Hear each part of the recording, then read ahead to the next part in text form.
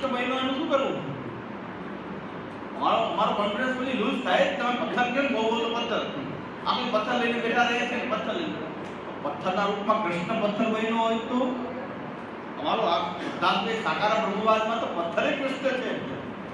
તો પથ્થર પણ કૃષ્ણ છે. આપણે પથ્થર લઈને બેસીએ કે પિત્તળની મૂર્તિ લઈને કે પિત્તળના ટુકડા લઈને બેસીએ તો ચિંતાની વાત નથી. કારણ કે બહેનો છે સાકાર બ્રહ્મવાદના અખંડમ કૃષ્ણ, એના વિના કંઈ છે જ નહીં. આવું આપણો સાકાર બ્રહ્મવાદનો ભેદ જાણે કહે છે સોનાનો પાયો. કોણ કોન્ફિડન્સ આપણું ડુલાવી શકે? આપણને કોણ હલાવી શકે? આ સોનાનો પાયો શું છે? પૂછાય કે છે કે આ છે સોનાનો પાયો. સાકાર બ્રહ્મવાદના આપણું વિસ્તારમાં વૈદિક સાધનામાં શ્રી મહાપ્રભુજી કહે છે કે આસન્ય પ્રાણની ઉપાસના, આસન્ય પ્રાણની ઉપાસના કરવાથી જે ઇન્દ્રિયો જે છે એના આધિદેવિક દેવતા રૂપને પ્રાપ્ત કરી લે. આ ઇન્દ્રિયો જે છે બધી દેવ રૂપ બની જાય છે આસન્ય પ્રાણની ઉપાસના કરી. આસન્ય પ્રાણની ઉપાસના વેદમાં વેદોક્ત ઉપાસના, જ્ઞાન માર્ગની અંદર ઉપાસના પછી બધી જ્ઞાન માર્ગની જ છે. જ્ઞાન માર્ગ ઉપાસના માર્ગનો એક જ છે. ઉપાસના માર્ગનો બધી ઉપાસના અંતર્ભાવ જ્ઞાન માર્ગમાં છે. તો આસન્ય પ્રાણની ઉપાસના કરવાથી બધી ઇન્દ્રિયો જે છે એને દેવતા રૂપ પ્રાપ્ત થઈ જાય છે. પણ એક વસ્તુ જે છે કે આત્મા જે છે એનું જીવ પણ એમને એમ રહે. તો આસન્ય પ્રાણની ઉપાસના કરવાથી દેવતા રૂપ એને પ્રાપ્ત થઈ જાય છે. પણ જો એ આત્માનો જીવ ભાવ એવો નથી, બ્રહ્મ ભાવ નથી થયો, જીવ ભાવ છે આત્માનો, તો પુનઃ પાછો દેહાદી સંગાત ધારણ કરવાની શક્યતા ત્યાં પણ બનેલી છે. એટલે આસન્ય પ્રાણની ઉપાસના કરી ક્યાં સુધી પહોંચી જાય કે બધા જ ઇન્દ્રિયો જે છે એના દેવતા રૂપને ઉપાસના કરવાથી દેવતા રૂપ બધી ઇન્દ્રિયો થઈ જાય છે. પછી એવું અલૌકિક દેહ થઈ જાય છે, જીવન મુક્તિ થાય અને એના પછી એ લય થાય, અક્ષર બ્રહ્મમાં લય થઈ. પણ જ્યાં સુધી જીવ ભાવ રહેલો છે આત્માનો ત્યાં સુધી બીજો સંઘાત પણ ધારણ કરે. તમારે બધું પૂરું આટલી ઉપાસના કરીને દેવતા સુધી પહોંચ્યા, પણ જો આત્મામાં જીવ ભાવ નિવૃત્ત નથી થયો તો પુનઃ પાછો ધ્યાન સંઘાત ધારણ કરી લેવામાં આવશે. પાછું સંસ્કૃતિ પાછું બંધન પાસે એમને મૂકવું રહી ગયું. તો જ્ઞાન માર્ગની સાધનામાં આ પ્રકારના ભયસ્થાન છે. પણ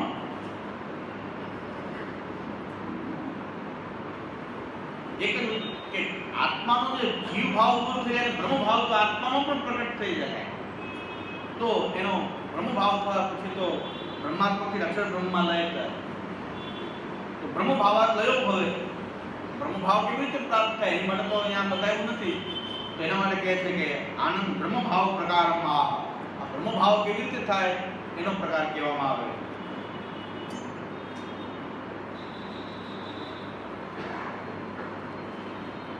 આનંદાંશ પ્રકાશાદથી બ્રહ્મ ભાવો ભવિષ્યતિ.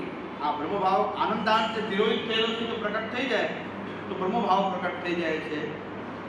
અને સાયુજ્યમ વા અન્યથા તસ્મિન ઉભયમ હરિસેવયા.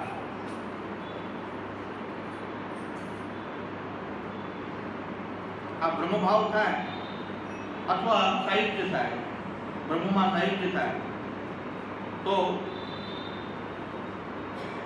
એ બે વસ્તુ કેના થઈ જશે? ઉભયમ હરિસેવયા.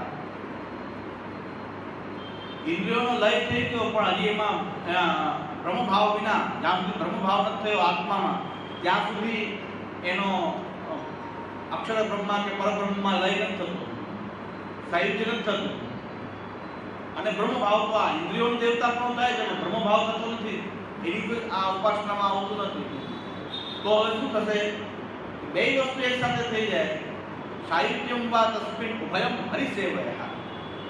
આ વૈદિક માર્ગની આખી સાધના જે છે એ ભગવાનની સેવાથી બધું જ થઈ જાય. ઉભયમ હરિસેવયા, કે ઉભયમ હરિસેવયા એટલે સાયુજ્ય પણ એ ભગવાનની ભક્તિ વિના, આસન્ય પ્રાણની ઉપાસના કરવાથી પણ ભગવાનની ભક્તિ ન હોય તો એ બ્રહ્મભાવ પ્રાપ્ત થતો નથી. અને અહીં આસન્ય પ્રાણની ઉપાસના નહીં પણ સાયુજ્ય અથવા બ્રહ્મભાવ બે વસ્તુ જે છે ભગવાનની સેવાથી સિદ્ધ થઈ જાય. ઉભયમ હરિસેવયા. આ થઈ ગયું કે નહીં? જ્ઞાનાદિકો ભક્તિ માર્ગ એવમ તસ્માન જ્ઞાનાદિકો ભક્તિ માર્ગ. આ કારણથી સ્પષ્ટ થાય છે કે જ્ઞાનાદિકો જ્ઞાનીને પણ હરિસેવાની તો જરૂર પડે જ છે. ભગવાનનું સેવન ન કરે તો બાકી પુનરાવર્તન થાય છે. જ્ઞાની જો ભક્ત હોય તો ભગવાનને બ્રહ્મભાવનું દાન કરે. એટલે સાયુજ્યમ બ્રહ્મભાવો હરિસેવૈવ ભવતો નન્ન સેવયા. ભગવાનની સેવાથી સાયુજ્ય અને બ્રહ્મભાવ બંને પણ ભગવાનની સેવાથી જ થાય છે, બીજી કોઈ પ્રકારથી થતું નથી. એટલે આ સ્પષ્ટ થાય છે જ્ઞાનાદિકો ભક્તિ માર્ગ એવમ તસ્માન નિરૂપિતઃ.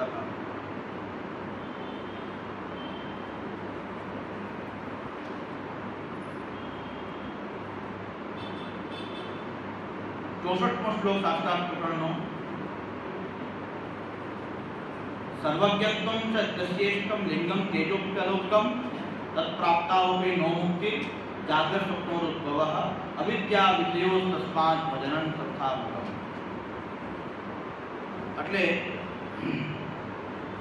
જ્ઞાની માટે જે છે સર્વજ્ઞત્વ હોવું એનું લિંગ છે. આંતર સર્વજ્ઞતા હોય અને અલૌકિક તેજ બીજા માટે પણ એનું એક અલૌકિક તેજ એની અંદર પ્રકટ થયો હોય. છતાં તત્પ્રાપ્તાવપી ન મુક્તિ જાગ્રત સ્વપ્નોરુદ્ભવઃ. પણ છતાં આટલું જ્ઞાનીને સર્વજ્ઞત્વ પ્રાપ્તિ થતા એનાથી મુક્ત નથી થતો. કારણ કે જે અવિદ્યા દૂર થઈ છે પાછી જાગ્રત સ્વપ્નોરુદ્ભવઃ. જાગૃતિ છે પાછું નિંદ થોડોક ટાઈમ થશે, નિંદર આવી જશે, ઊંઘ આવશે, પછી સ્વપ્ન, જાગૃતિની સ્વપ્ન, જેમ પ્રક્રિયા ચાલ્યા કરે. થોડીક વાર જે છે દબાણી છે અવિદ્યા, સંપૂર્ણપણે અવિદ્યા દબાણી નથી. તો એના કારણે જાગૃત સ્વપ્નવદ ઉદ્ભવ એવું થયા કરશે. અવિદ્યા વિદ્યો તસ્માત ભજનં સર્વથા મતઃ. અવિદ્યા ત્યારે અવિદ્યા વિદ્યો તસ્માત. આ અવિદ્યા અને વિદ્યાનું ચક્ર આવું છે. જાગૃત સ્વપ્નવદ ઉદ્ભવ, અવિદ્યા વિદ્યા ચાલ્યા જ કરે. આમાં સંપૂર્ણપણે જો બહાર નીકળવું હોય તો ભજનમ સર્વથા મતમ. એની માટે તો ભજન જ કરવું પડશે. વિદ્યા અવિદ્યા બેમાંથી મુક્તિ થાય. વિદ્યા અવિદ્યા બે હરેની ભગવાનની શક્તિ છે, માયા નિર્મિત છે. એ માયા દ્વારા નિર્મિત છે. પણ એ ભજન તું મામ ભક્ત્યા મયી તે સુતાપ્યમ અને માયામિતામ તંત્રે. જે મારી શરણે આવેલા છે, મારી માયાને કરી જાય તો વિદ્યા વિદ્યા બે કરી દેવાય છે. તો મામે એ પ્રપંચન્તે માયામેકામ તરંતે. મારી જે શરણે આવે છે તો માયાને કરી જાય છે, ભગવાનને આજ્ઞા કરે. એટલે મહાપ્રભુજી આજ્ઞા કરી રહ્યા છે તસ્માત યથા જાગરણ સ્વપ્નો પરસ્પરો મર્દનેન આવિર્ભવત તિરોભવતશ્ચ. જે જાગરણ અને સ્વપ્નમાં એકબીજાનું ઉપમર્દન કરીને એકબીજાને દબાવીને, જ્યારે જાગૃત એટલે સ્વપ્ન દબાઈ જાય, સ્વપ્નમાં જાગૃત દબાઈ જાય, એ જાગરણ સ્વપ્નો પરસ્પરોપમર્દનેન આવિર્ભવતઃ તિરોભવતશ્ચ. એ આવિર્ભાવ અને તિરોભાવને આ રીતે આવિર્ભાવ તિરોભાવ એ થયા કરે છે વિદ્યા અને વિદ્યાનું. તથૈવ વિદ્યા વિદ્યે. વિદ્યા અને વિદ્યાનું પણ આમ જ ચક્ર સમજવું. અતો વિદ્યોપમર્દનેન વિદ્યા પુનઃ આવિર્ભવિષ્યતિ ઇતિ વ્યર્થ પ્રયાસઃ. અને વિદ્યાનું ઉપમર્દન કરીને અવિદ્યા પાછી આવિર્ભાવ પામી શકે છે. તો આવું થઈ ગયું તો વ્યર્થ પ્રયાસ, જ્ઞાન માર્ગનો બધો પ્રયાસ તો વ્યર્થ થઈ ગયો. તો વિદ્યા માટે પ્રયત્ન કર્યો, વૈરાગ્ય શાંતિ યોગ તપો ભક્તિ શીખે, હવે પાછી અવિદ્યા ઉત્પન્ન થઈ ગઈ તો વ્યર્થ પ્રયાસ. આ પ્રયાસ વ્યર્થ થઈ જશે. આ ભક્તિ માર્ગી આચાર્ય છે, આપણું ભક્તિ માર્ગ છે, જ્ઞાન માર્ગની નિંદા નથી. તસ્માત સ્વતંત્ર ભક્ત્યર્થમ સાયુજ્યાર્થમ ચ સર્વથા ભજનમ મતમ. શ્રી મહાપ્રભુ આજ્ઞા કરે છે કે તમારે મર્યાદા માર્ગથી ભગવાનમાં સાયુજ્ય જોતું હોય કે મુક્તિ જોતી હોય તો પણ તમારે ભજન જ કરવું જોઈએ. અને સ્વતંત્ર ભક્તિ જોતી હોય ગોપિકાજ તુલ્યાના, સ્વતંત્ર ભક્તાના ગોપિકાજ તુલ્યાના, ગોપિકા જેવી સ્વતંત્ર ભક્તિ જોતી હોય તો પણ બે માટે રસ્તો એક જ છે. ગોપિકાઓ જેવી ભક્તિ જોતી હોય કે ભગવાનમાં સાહિત્ય જોતું હોય, જેને જે અધિકાર ભજન વિના મળતું નથી કોઈને. સાહિત્ય પણ ભગવાનમાં, સાહિત્ય પણ, મુક્તિ પણ ભજન વિના મળશે નહીં. તો સાયુજ્યાર્થમ સ્વતંત્ર ભક્ત્યર્થમ વા ભજન સર્વથા મતમ. ભજન સર્વથા ભજન જ કરવું જોઈએ એ નિશ્ચય થાય છે. આ શ્રી મહાપુરુષજીનો મત છે, આપણા ભક્તિ માર્ગનો મત છે. કોઈને જ્ઞાન માર્ગ ઉત્તમ લાભ આનંદથી જ્ઞાન માર્ગની સાધના કરતા એનો આપણે ચિંતાનો કરવી જ જોઈએ. એને જ્ઞાન માર્ગમાં નિષ્ઠા રાખીને જ્ઞાન માર્ગની સાધના કરવી જોઈએ. આપણે માનીએ છીએ હવે ભક્તિ માર્ગી છીએ અને અમારી માટે અમારું લોજિક, અમારું શાસ્ત્ર, અમારા આચાર્ય, અમારી યુક્તિ, શાસ્ત્રોક્ત શાસ્ત્ર અનુમોદિત યુક્તિઓ અમારી યાદ છે. ભક્તિ માર્ગ શ્રેષ્ઠ માનવા જ્ઞાનાદિકો ભક્તિ માર્ગ શું કામ છે? આ કારણ. અને જ્ઞાનથી પણ અધિક ભક્તિ માર્ગ લાગે તો આનાથી મોટો બીજો કોઈ માર્ગ નથી. તો હવે મહાપ્રભુ કહે રહ્યા છે માર્ગાણામ સર્વ માર્ગોયમ માર્ગોયમ ઉત્તમ પરિકૃત યસ્મિન પાદ એમ નામથી મોચક સર્વથાયતા. મહાપ્રભુ કે આમાં તો પડવાનો કોઈ અવસર જ નથી. આ માર્ગ કેવો માર્ગ?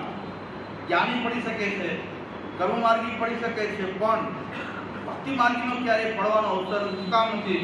એની માટે શ્રી મહાપ્રભુનું શું મત છે એ આપણે જોઈએ.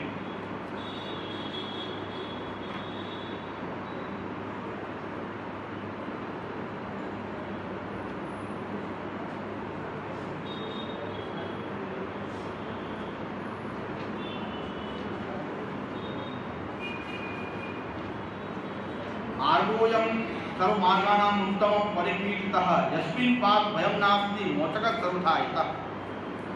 આ માર્ગમાં ક્યારેય પડવાનો, આ ભજનનો કે ભક્તિ માર્ગમાં ક્યારેય પડવાનો કોઈ અવસર જ નથી. કારણ કે સર્વ માર્ગ કે ઉત્તમ છે. કેવી રીતે? યસ્મિન પાદ ભયમ નાસ્તિ, બધે પાપનો ભય બતાવ્યો છે. જ્ઞાનીઓને બતાવ્યો છે કે આ બ્રહ્મ પૂર્ણાન લોક આ પુનરાવર્તિનો અર્જુના પડી જશો જ્ઞાની પણ ભક્ત માટે ક્યાંય પણ કહેવાયું નથી કે ભક્ત પડી જશે.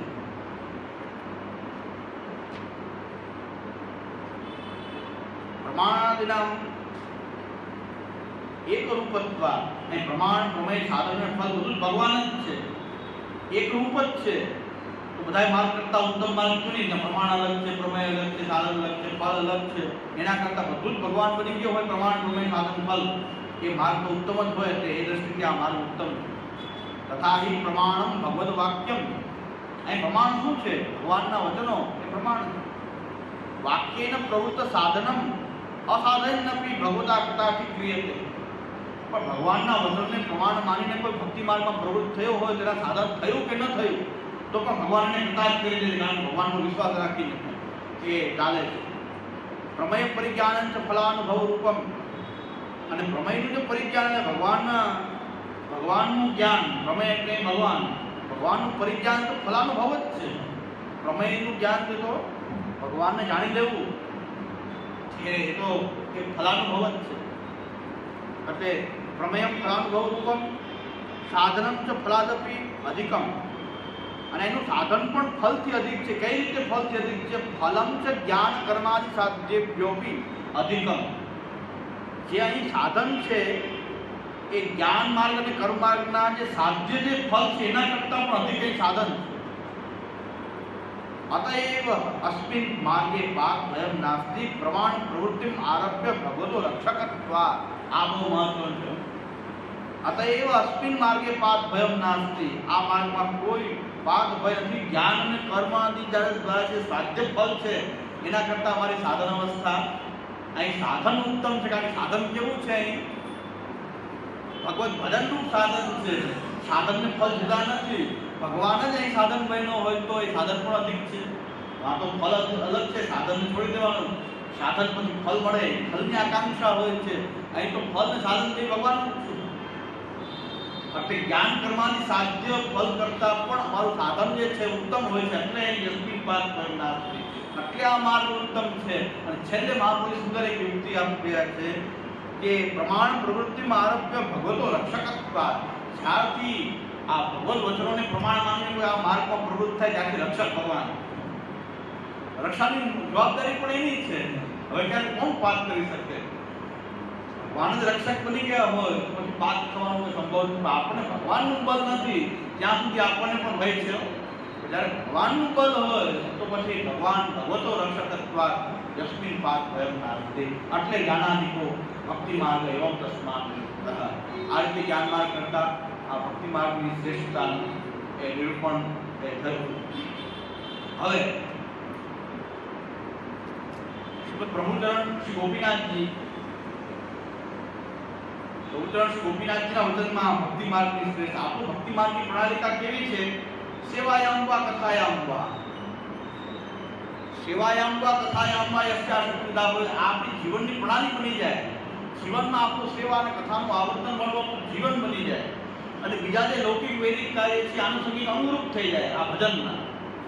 હવે કઈ બાકી શું કરવાનું, શું આપણે લૌકિક વૈદિક કાર્ય કરવાના એ પણ ભજનના અનુરૂપ બની જાય. નિશ્ચય ભજન હોય. ભજન કેવું હોય? સેવા અને કથા વાળું. સેવાય અંબા કથાય અંબા, એમાં આપણા લૌકિક કાર્યને આપણે જોડી દીધા. વૈદિક કાર્ય કરવા આપણે એ પણ ભગવદ આનુષંગિક અનુરૂપે કરી દીધા. હવે કઈ બાકી રહ્યું નહીં. ભગવદ ભજનની તો નિર્બાધ ભગવદ ભજન આપણું ચાલુ રહ્યું. નિર્બાધ ભગવદ ભજન ચાલુ રહે. ગોપીનાથજી આજ્ઞા કરી રહ્યા છે, બહુ સુંદર આજ્ઞા કરી રહ્યા છે કે જીવન આવું બનાવવું જોઈએ. આપણે જીવન આવું જો બનાવી લીધું, જીવન કેમ બનાવવું એ શિવસાઈજીના વચનથી આપણે જોયું. આખી સાધન દેવિકા તો લેવાય નહીં. થોડો ઉતાવળમાં શું કરવું? ઉતાવળમાં એટલે કે બધા એમ બહુ લાંબી ડિસ્ટ્રીબ્યુશન પૂરી નથી થતી એના એટલે ઉતાવળમાં. બાકી આનંદનો સ્વાગત છે તો આમ લીલા કરે.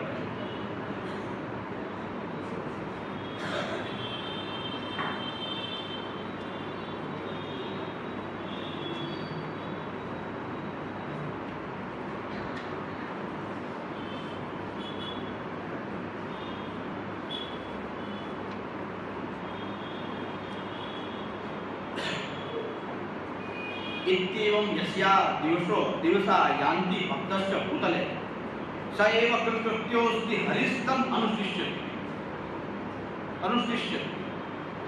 इत्येवं भक्ति शास्त्रे यदाचारो निरूपितः तदाचारं भजेत् अत्र नान्यथा गतिर्विष्यते.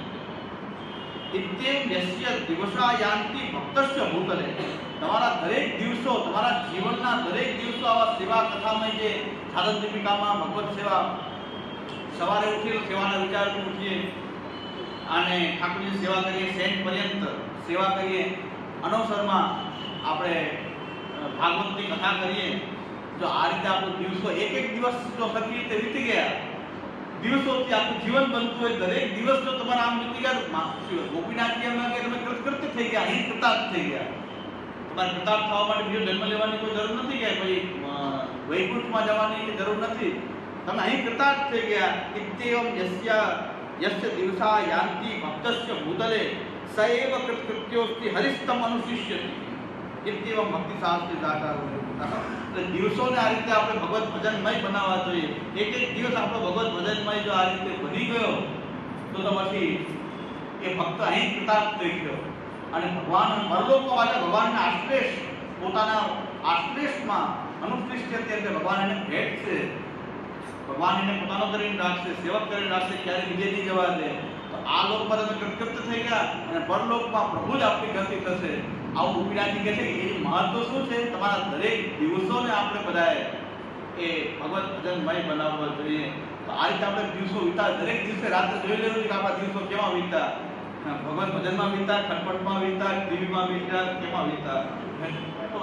દિવસો રોજ ચેકિંગ કરી લે તો અંતે હરિસ્તમ અનુશિષ્યથી છે કે ભગવાન એને આખા દિવસો જેને આ રીતે વિતાવ્યા છે જીવનના, એને પરલોકમાં પણ ભગવાન એને આશ્લેષમાં જ રાખશે.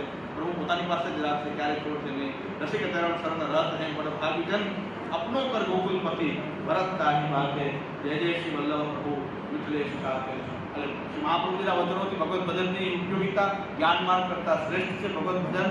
એ શ્રી મહાપ્રભુજીના વચનથી જોયું, હર્ષમત પ્રભુચરણ શ્રી સાંઈ ગોપીનાથજીના વચનથી જોયું. દિવસો આ રીતે ભગવત ભજનમય હોય તો ચિંતાનો કોઈ વિષય જ નથી. પછી તો આલોક અને પરલોકમાં પ્રભુ જ જતી રહેલી છે. હવે શ્રીમદ પ્રભુચરણ શ્રી સાંઈ ગોપીનાથજીના વચનથી ભગવત ભજનનું મહાત્મ્ય હવે આપણા શ્રીમદ પ્રભુચરણ શ્રી ગોપીનાથ શ્રી મિથિલેશ પ્રભુચરણ શ્રી